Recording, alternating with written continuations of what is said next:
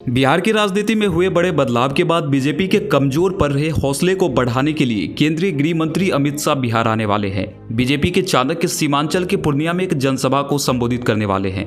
अब तक भाजपा की तरफ से अमित शाह के कार्यक्रम को लेकर यह चर्चा चल रही थी, लेकिन तारीख स्पष्ट नहीं थी।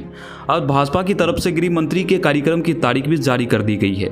गृह मंत्री अमित शाह अपने दौरे के दौरान 2 दिन तक रहेंगे और 23-24 सितंबर को पूर्णिया में जनसभा को संबोधित करेंगे। माना जा रहा है कि यहां बीजेपी मिशन बिहार शुरू करेगी।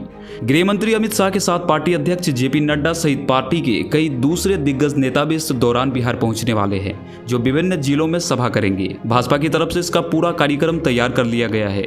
साथ ही बिहार भाजपा के नेताओं को उनके दौरे को लेकर तैयारी करने के लिए कमेटी भी गठित कर दी गई है। बिहार में सत्ता गंवाने के बाद पिछले दिनों दिल्ली में बीजेपी कोर कमेटी की बैठक हुई थी। इसमें राष्ट्रीय अध्यक्ष जेपी नड्डा, गृह मंत्री अमित शाह समेत बिहार बीजेपी के वरिष्ठ नेता भी शामिल हुए थे।